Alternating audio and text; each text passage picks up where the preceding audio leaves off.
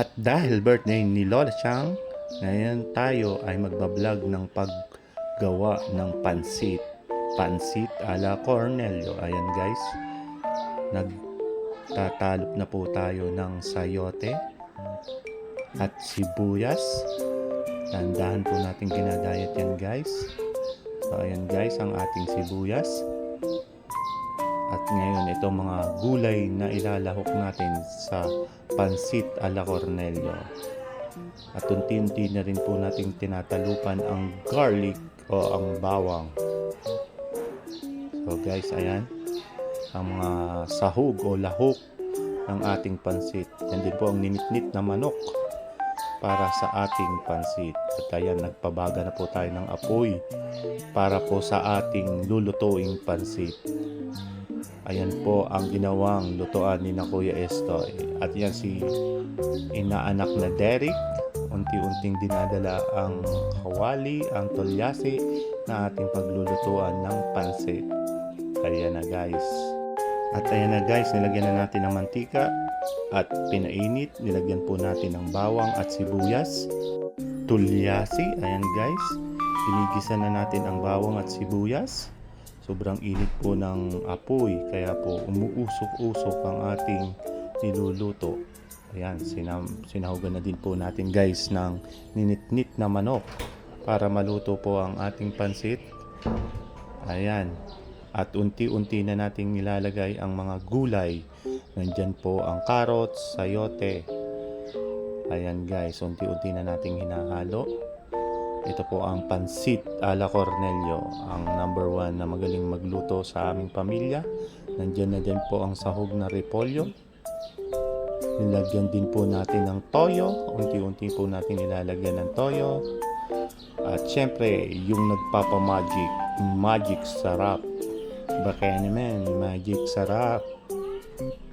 At konting paminta para lalong sumarap ang ating lutuin. Nandyan din po ang chicken cubes. Ayan guys, at hinalo-halo po natin. Halo-haloin po natin ang mga sangkap.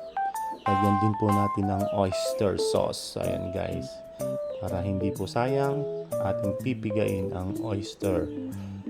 Ayan guys. So ayan, napakaraming oyster po ang nilagay natin. 2 sachet para lalong maging malasa po ang ating pansit. Napakasarap. Gulay pa lang, pwede ng pang-ulam guys. Yan po ang ating napakasarap na pansit. Pansit ala Cornelio.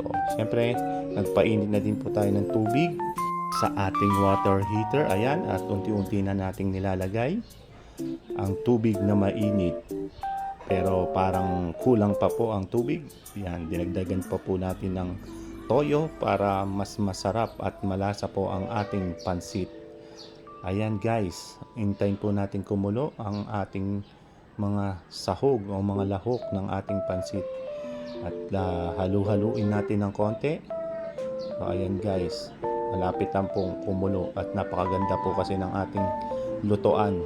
Napakaganda ng ating ulingan na lutuan na ginagawa o ginawa ng ating kasamahan, kapamilya na si Kuya Estoy. Ayan guys, ang Super Q bihon.